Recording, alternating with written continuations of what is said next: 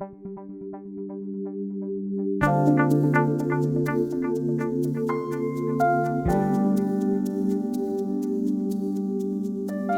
example, I'm trusting, sociable, and sincere.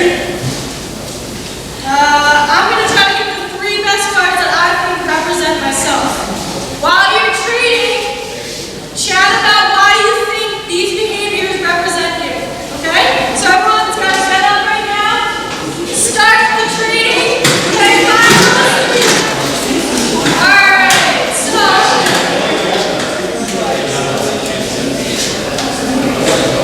I need 3 or 4 volunteers to stand up.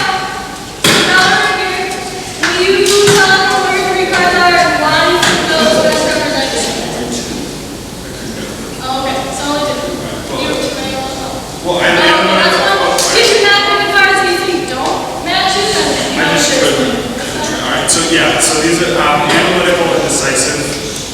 I like the sciences and stuff, so that's sort of where the analytical part comes in. Decisive, I don't really have a lot of Someone's got the word for that. someone else. 10? Oh. Alright, sociable, adventuresome, and confident. Do those match you? Do those fit your personality? I think all 3 fit my personality. Why do you think? Because I'm sociable, because I like to communicate with people. Adventuresome, because I love taking risks sometimes. And confident, because I'm a confident guy. Alright, I need 1, 2 more people. Who's going to volunteer?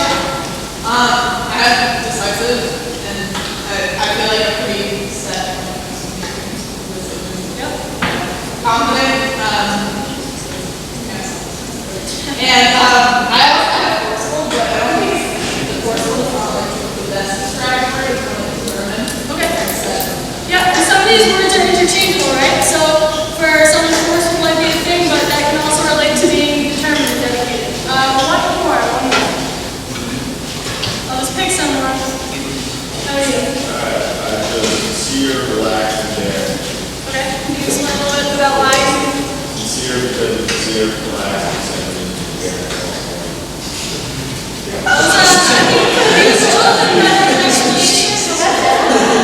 Alright, so why did we do this activity?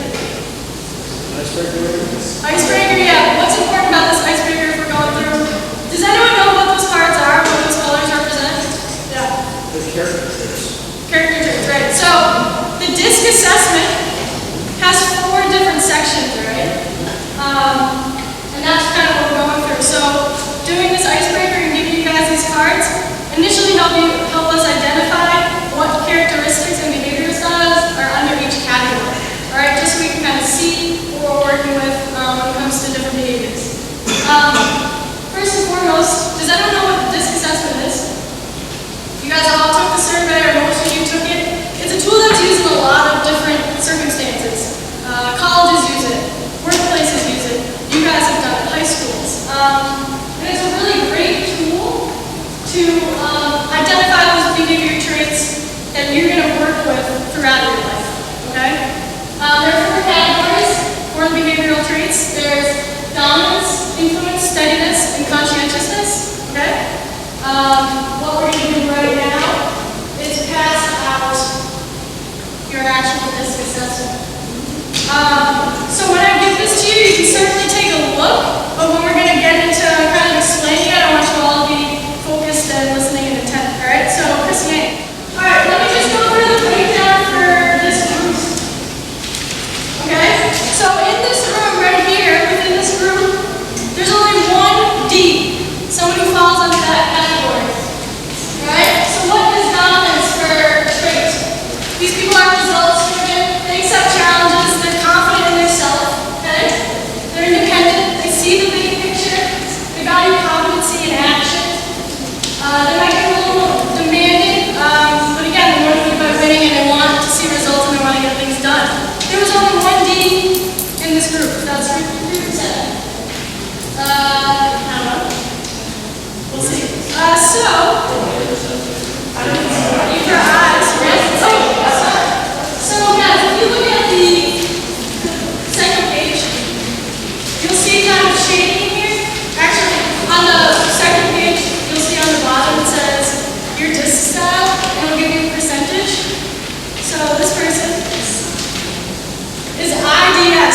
80% I, 15% D, and 5% S. So you see that on the back of the first page at the bottom. Alright? So people who are in the I category, guys, that's 50%. 50% of you guys in this room are I related, alright? So those people emphasize influencing others. They're more trusting. They may be a little impulsive and disorganized. They might be off track a little bit, but they like collaborating. They're very optimistic, enthusiastic. They work well with others, alright? Those are the people with high energy. They're ready for everything, alright? That's 50%. So 15. S's. They're 30%, so 9 of you. The people in the S category. Alright, steadiness. Okay? They have humility. They're supportive actions. Okay? They value loyalty and helping others. They prioritize giving support. They don't like to be rushed, right? They like to be a little meticulous, take their time. Okay? They have a calm manner and approach. So those are the S's. For C's, 17%, so 5.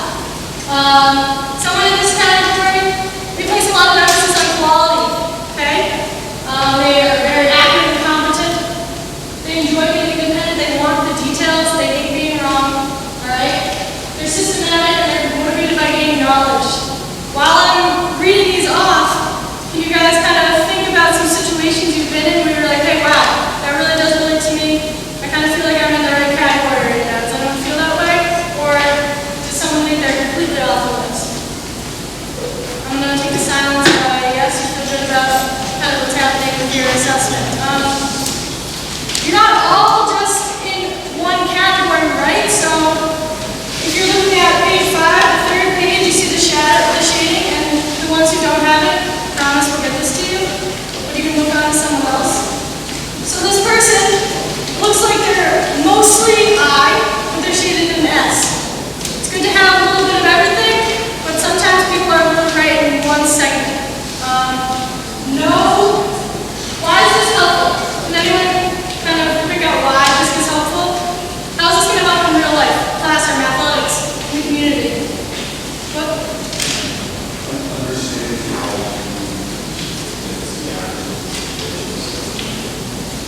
Exactly, right? So if you understand kind of your behaviors and your traits, and you're working with someone who has a different behavioral style, are you going to be able to maybe accommodate and kind of flex and work together and collaborate, right? Yeah.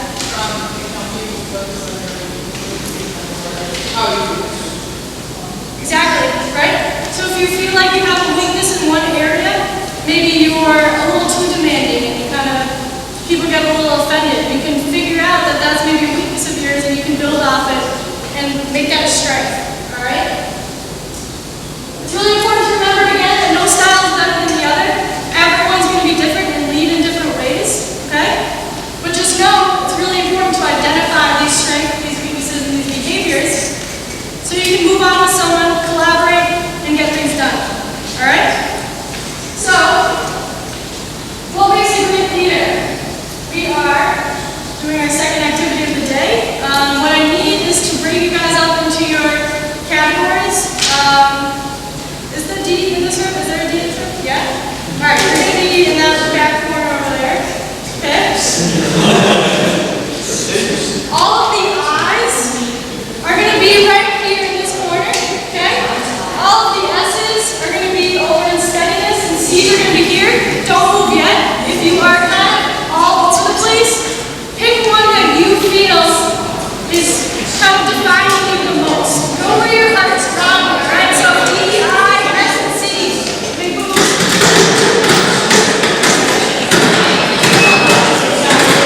So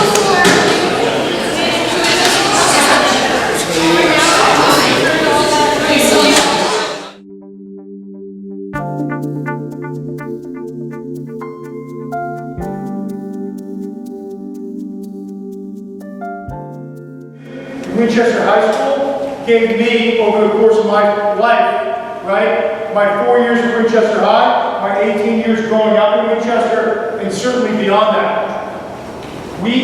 In the past year, this has been a really special time for me professional, right? Amherst men's soccer won a national championship last December, okay? All sorts of accolades, all that stuff that comes with winning, right? But somebody asked me actually 2 days ago, there was an interview that I was giving from a local or a college soccer newspaper, and they said, Coach, what was your, all these things happened over the last year. What's the thing that your sort of personal award that you're most proud of, right? And I said, well, I'm going to surprise you with my answer. I said, my junior year, 1996 high school Winchester basketball team was inducted into the Winchester Sports Hall of Fame this past, whatever, day. All right? And the dude on the other line gave me the interview. I had no idea what that was all about. I didn't care. Okay? But my point of saying that was, of all these great things that happened, what was most special to me? Right? Having the opportunity to be recognized with a group of people that I care about and love, right, in my own community. Right? It means way more to me, right, than some national coach of the year, this, right, all these different things that people don't know you, right? All that stuff's just trash, right? Put it in my office, forget about it, collects dust for the next 20 years. But to be recognized in the place where you grew up, right, by the people that you're surrounded by that you care about, there's no amount of money, right, that somebody can give, right, to have that opportunity, okay? And Winchester's special, right, for that reason, okay? So I think it's a really special place. Love being back here, right? But I also, the last thing that I'll say is, because we care about it, and there's panelists and people all over the graduate of Winchester, it's not just about patting ourselves on the back and feeling great about it. It's that the expectation and the bar, right, when you're in a community that you care about, that gives so much, it's got to stay way up here, right? The standard that we hold ourselves accountable for, and each other accountable, right, has got to stay way up here. Because that's how great things stay great things. That's how great schools, great communities, great friendships, right, stay way up here. Okay? And as leaders, that responsibility that 20 years ago fell on me, right, fell on some of these people, are now falling on you. Right? So we're not here to say, oh, you're from Winchester, high five, right? Oh, we all play movement on Thanksgiving. That doesn't matter. Right? But it's, can you keep the standard for who we are and what we're about as a community up here? All right? And that's why we're here. That's why we took time out of the summer to be here. And I'm sure that's why you're all here. Okay. So, jacked up, really excited to be here. And I want to introduce our panel today. What we've tried to do as we've brought people back is have people with really varying experiences. All right? So that you guys can get a sense of what it's like when you're 5, 10, 20 years out of high school of people's different things that they've attacked in their life. So I'm going to introduce our panel quickly, and they're going to talk about much more about what they do and their thoughts. But I'll just give you a little tidbit on each of them. First is Anthony Fiola, all the way down to the right? Anthony was a graduate of Winchester in 1995, went on to Bryant University in Rhode Island, okay? Great business school, people don't know Bryant. When he left here, right, he's a good friend of mine. When he left here, he just left Bryant as he entered into his career, okay, really thought about how he wanted to revolutionize the industry, right? Those are his words, and I think that's a pretty high standard for himself, which I think is terrific. He developed technology and patented the technology, and then created a business around that technology. And a business you guys just got a little bit of a taste of, right? Literally, not just figuratively, right? And that's those shot cakes back there. That is Anthony's idea and passion in life. How many of you guys have had a shot cake before? Whoa! Jesus, this is good morning. All right. So why don't you give a nice warm Winchester welcome?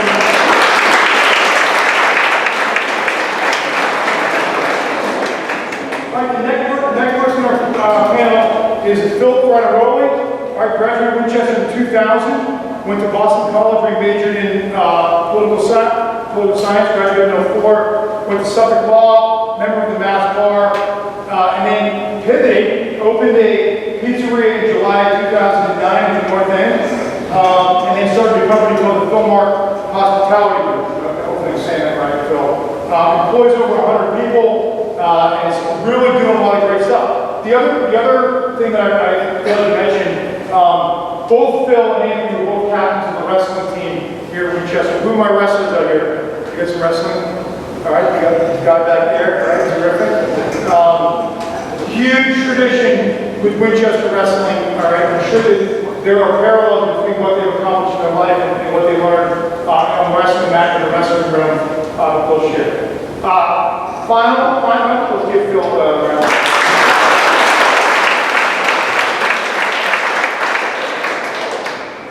Final person, graduated not that long ago, Rachel Smith. How many of you guys know Rachel? All right, you got she's a favorite. Okay. Rachel graduated in 2014, is an incoming sophomore at Trinity College in Hartford, Connecticut, and plays softball at Trinity.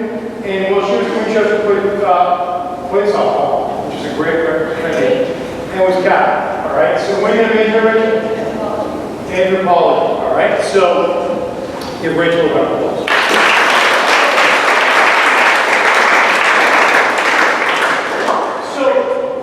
We're going to start off, and Pam, what we'll do is I'll throw a question at it, and then you guys can decide who wants to answer it. Not everybody has to answer every question. If you feel like you want to add, terrific. And then I have some questions that we developed, then we'll also open it up to the audience. We'll be here for about 25 minutes listening to our panel. So think about or write down any questions you have, and we'll bang them out. All right? I don't know, my first question, just hearing all this stuff that you guys have done, when did the idea of leading, the idea of being in front, right, on stage rather than watching the stage, when did that first sort of appeal to you as a person, and when did you decide you were going to go off and do something and be something that people can?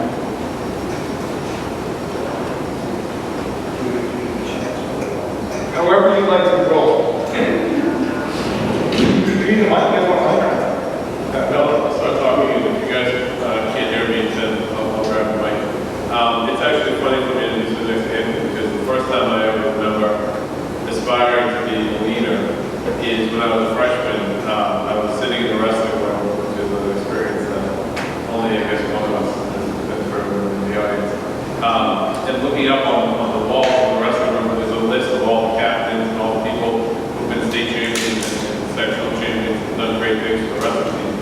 But there was one banner that used to hang in the auditorium was the members of the state championship team in 1995, and Anthony was the captain of that team.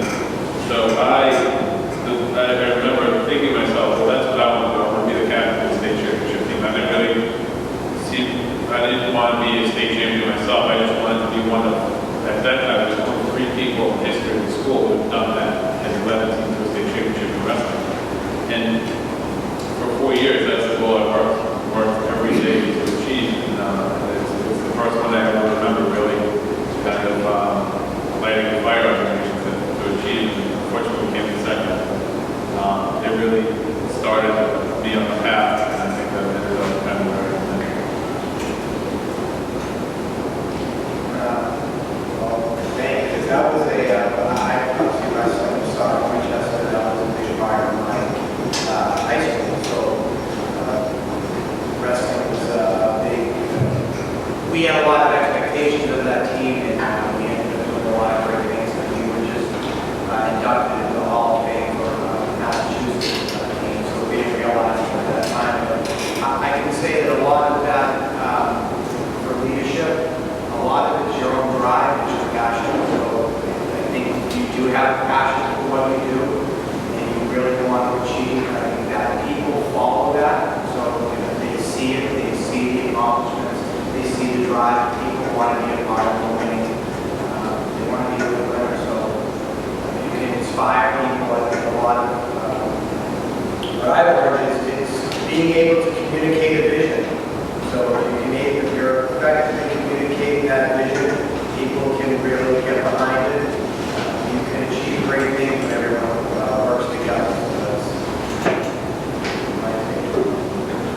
I think for me it was growing up and watching my sister. I'd always been kind of a follower. I would like sit at the computer watching her on the computer and I'd go to every one of her softball games and all her sports and just watch and like seeing her grow up and become a leader. And her teammates looked up to her and all that and made me kind of want to take on her roles.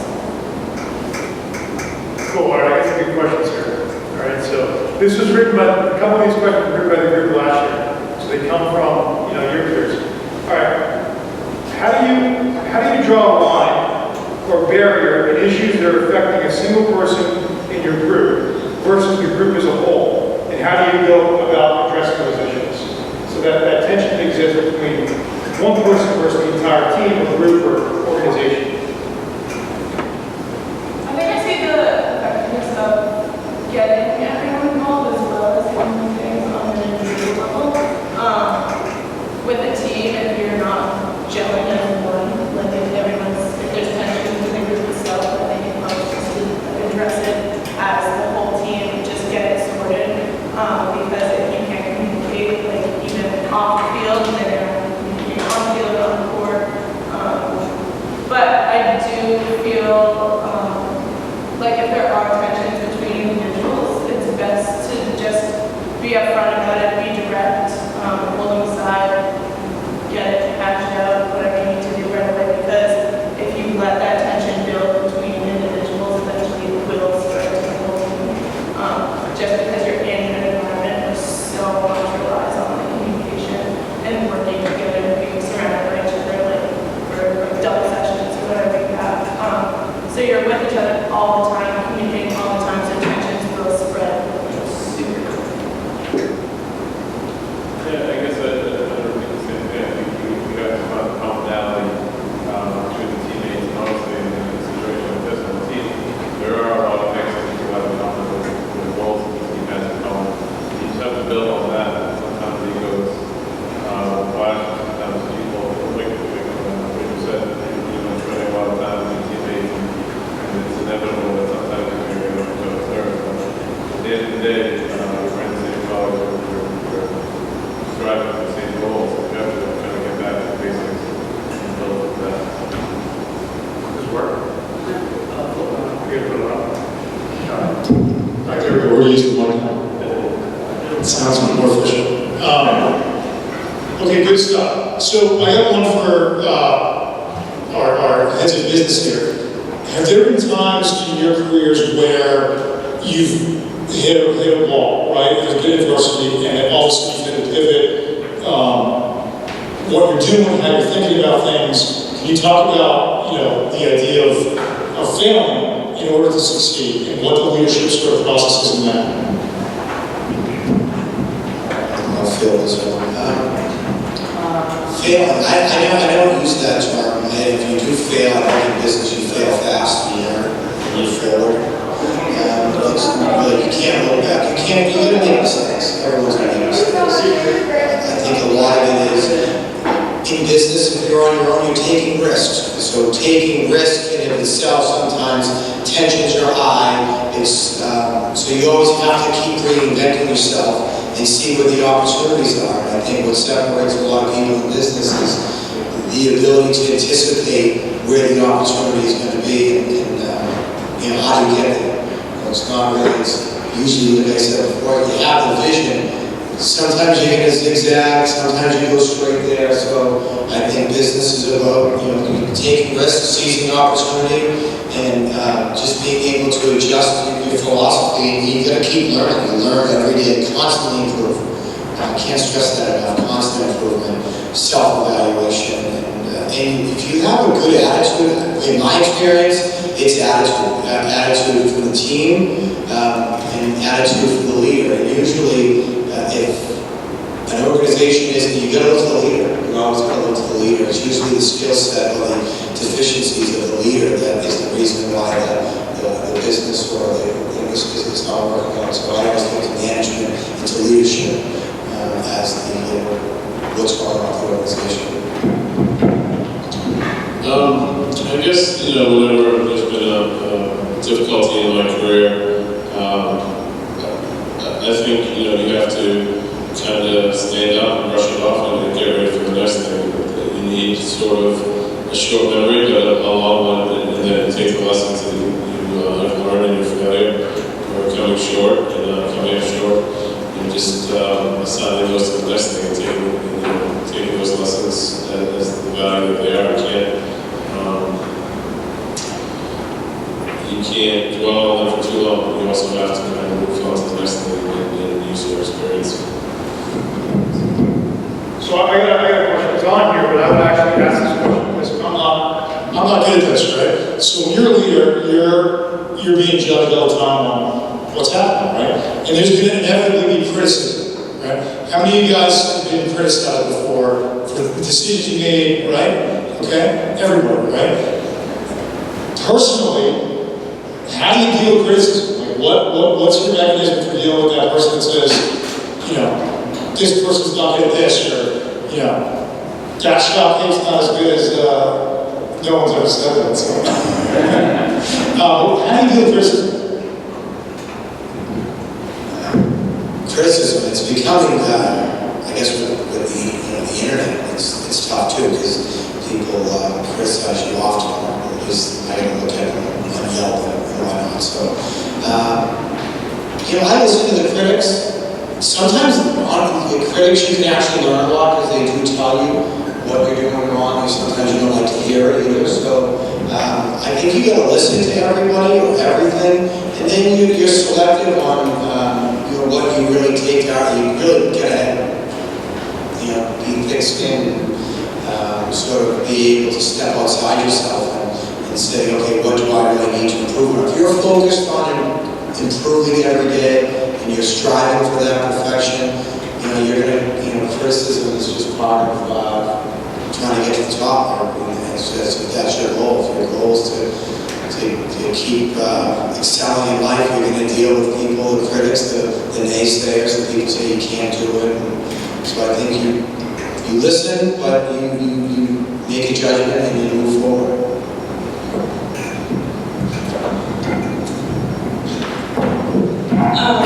I think criticism kind of gives you new perspectives on things, so it allows you to look at things and view things in ways you never would have because you're still stuck in your own head. So I agree that it is very important to listen to criticism, but at the same time, if you do see that criticism and you don't agree with it, I think you just have to know that if you were making a decision, you have to believe in that decision wholeheartedly, so that even though there is criticism to it, if you still think about it, reanalyze, and you're still believing full-heartedly that you did the right thing, you just have to go with your gut, go with your own morals and values, and stick with it, and just kind of ignore the criticism. Although acknowledge it, don't let it rule your life.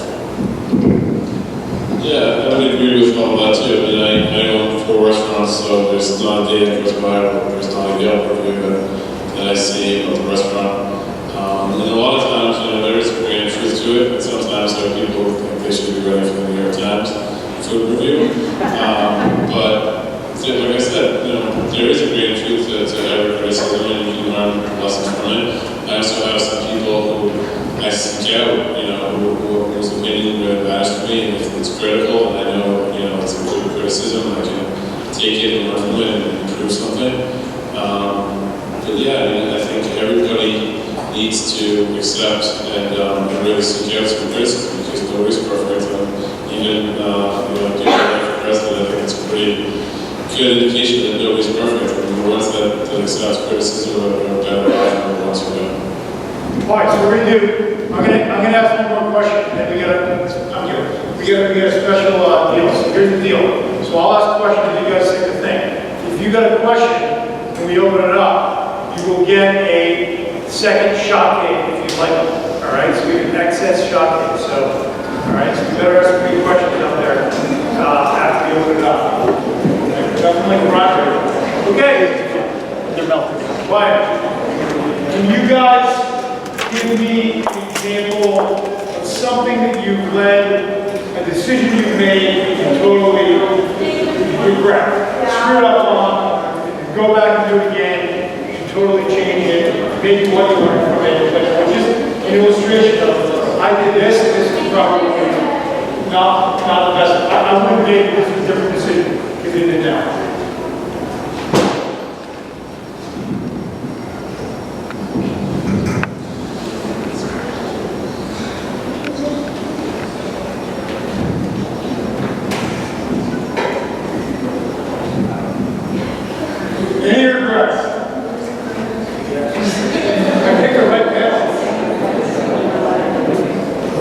All right,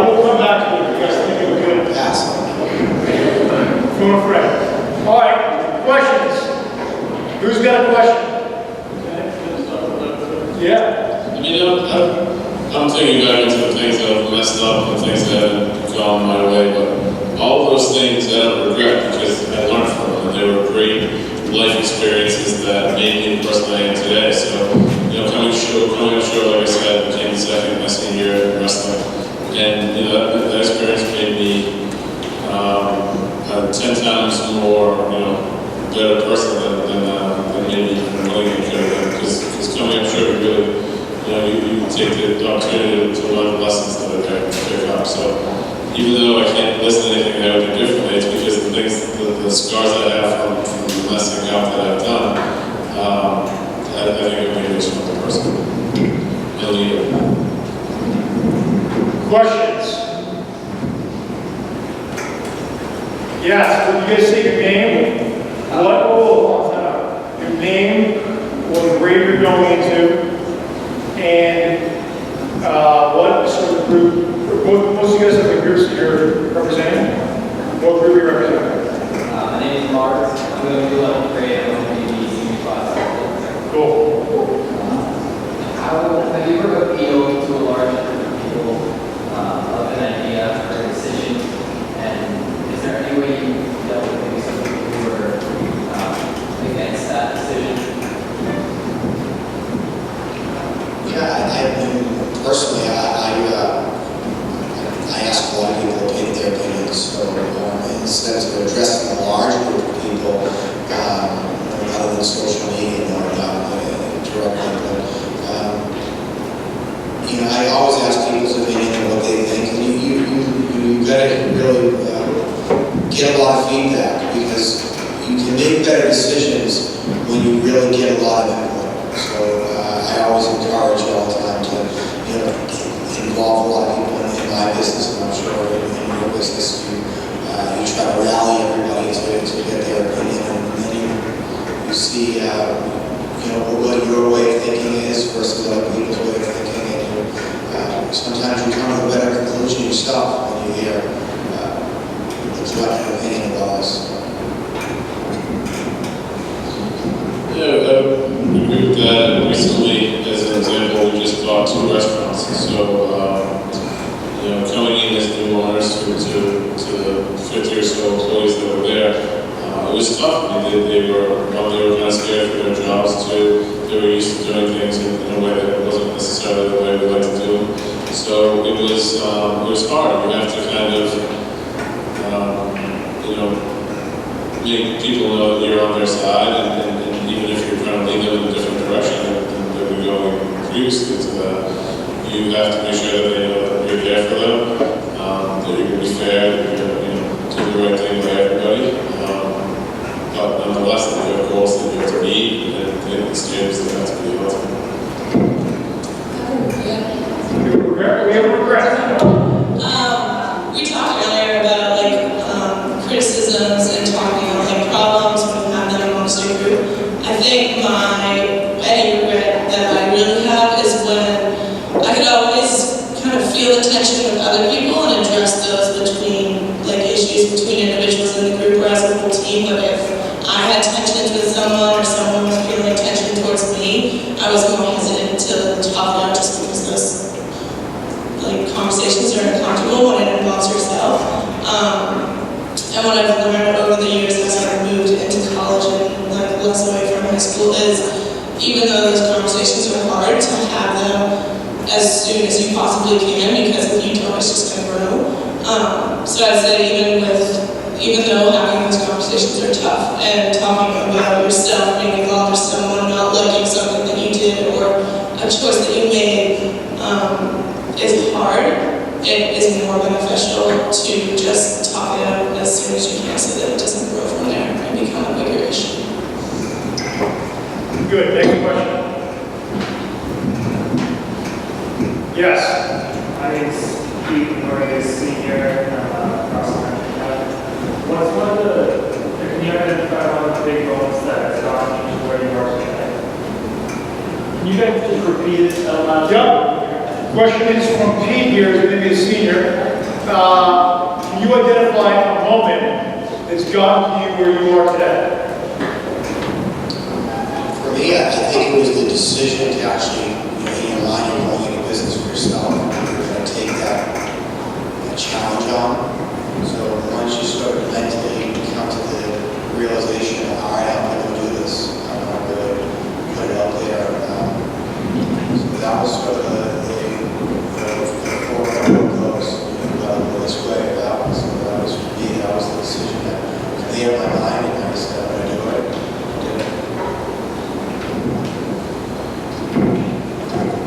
So this is kind of a story that's a little deeper than maybe you guys were used to. So as Justin said, I went to law school, and in my last year of law school, my youngest brother was killed in a car accident. And up until that point, I was prepared to be a lawyer, and afterwards I ended up going to the restaurant business, which was a business my family was in. My dad started in Cheers downtown. He came to this country when he was 16 and only had an 8th grade education. So my mom, who went to college here, was really involved in business and would help run a business, especially with all the backhand stuff, all the letters that you have to write, all the bank statements, all that kind of stuff. So when my brother died, she just wasn't the same person, couldn't really help with the business anymore. And at that point, I really had to make a choice. I could, go on, be a lawyer in an office, or I could get involved in the family business, and that's what I ended up doing. And my life was completely different than what I was planning on, but I have a great life. I love what I'm doing. In a lot of ways, I was kind of, raised to do this. But my point is that a lot of times you don't get to choose. You have to make the best of a bad situation, and don't be afraid of that. Nobody's life is going to go exactly the way they planned it, but that doesn't mean you can't have a great life.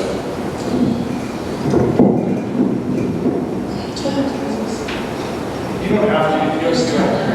I think for me it was my junior year of high school.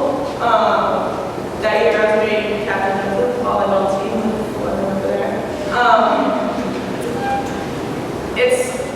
Being a junior captain is a hard situation to be in.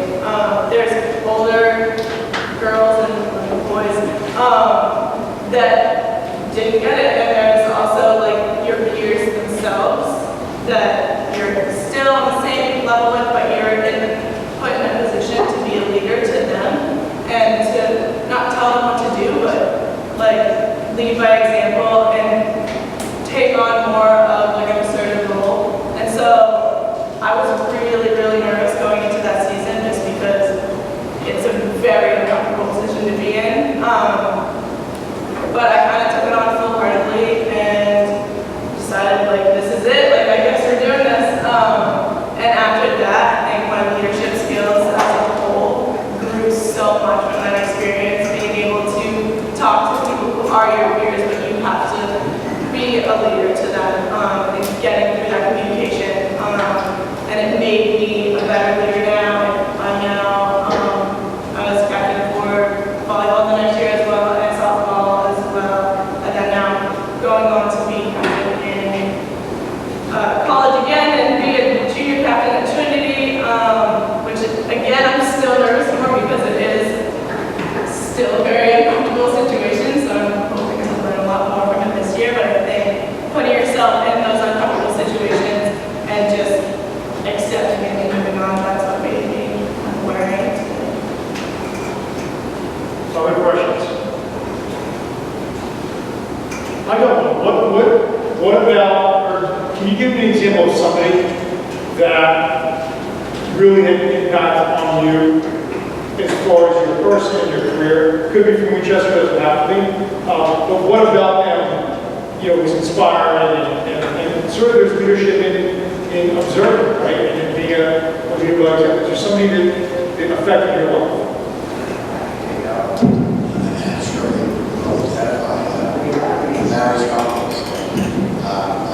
He's the wrestling coach. And honestly, he said he was a huge, still is, such a big figure in the lives of everyone he touches. So he was just instrumental in getting me on the right path when I was in high school. He just gave me the confidence. He turned, really made winners out of people that really probably wouldn't have been achieved on their own. So, Yeah, what about he just has a way of just being able to get to each individual. So I think it's not just his philosophy, which is great, like obviously hard work and dedication and all the things that but it was his ability to really connect to each individual and really feel like he was, you were the only one that, he was taking that interest in, but he wasn't. I think that's where he had such a talent at being able to connect to each person. I think that was one of the leadership styles that I've adopted, is I think that, you're really only as good as the people that you lead, right? So you've got to find a way to connect to each person to make sure you're getting through to them, to really get the most out of every individual. It's that productivity. So I can't say more. RACHAEL was just a great leader, someone you look up to, someone that continues to prove that his style, his work ethics, is just running up winners. Obviously, coaching up his success is well documented. I want to talk about somebody who you probably never heard of. So when I was a junior, there were two captains. One of them was currently, I think, the tag team champion of the world, Kofi Matthews, as a professional wrestler. But the other one is this guy, James Holmesley, who was a one of the best captains of any team I've ever known. He was just a quiet, hard-working kid. He wasn't the best wrestler, but he just put in the work, and he was a quiet leader. And everybody on the team loved him. He was the type of person who come off the mat just bloody because every match for him was a war. And he just instilled this love of the team and made sure that every single person from the last guy on the bench to Kofi was like one of the best wrestlers ever from Winchester. Was all on the same page, and he did the work. And that's something that leaders have to do. You can't be somebody who just shows up, for the games and the matches. You have to put in the work in the offseason, you have to run the practices, you have to do everything it takes to be successful. This kid did it, never complained about anything. And I think he probably went through more cause from Don than anybody in the history of the school, because he, just would get beat up, but he was a great captain. Phil, you say that's true also in not just sport, but in other businesses where you've got plenty of bosses that just tell people what to do, but don't do the hard work yourself. There's nothing like working for somebody who's not afraid to get down in the dirt with you and work, and you can't fake it, you can't talk your way through it. You just have to be the type of person who's going to get their hands dirty, roll up their sleeves, and get the job done. And that's the most effective kind of boss or captain or coach or anything. You just have to be a hard worker and successful company. At least that's what I was I think for me, it was my softball coach who coached me for 7, of my summers growing up. We all have coaches that yell at us all the time, and that's how they motivate us. And we all have coaches that try to coddle us and just think that positive encouragement is the only thing that's going to make it work. He had this mixture of the two, where he knew exactly when we needed to get yelled at. He knew exactly when we needed that extra encouragement, that extra smile, that extra pat on the back to get us to where we're going. He was the best leader I've ever known. I think it was to show that having a mixture of being hard and being stern and saying what needs to be done and having people do it, as well as having that positive reinforcement, that pulling people aside, talking to them individually, trying to pump them up. We really need both. And extremes to either end don't help me very much.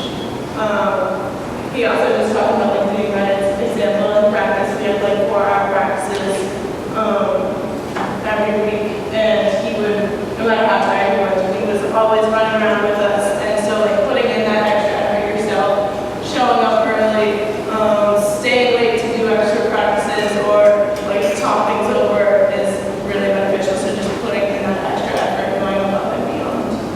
All right, so last question for me, and then we'll move on to our next thing.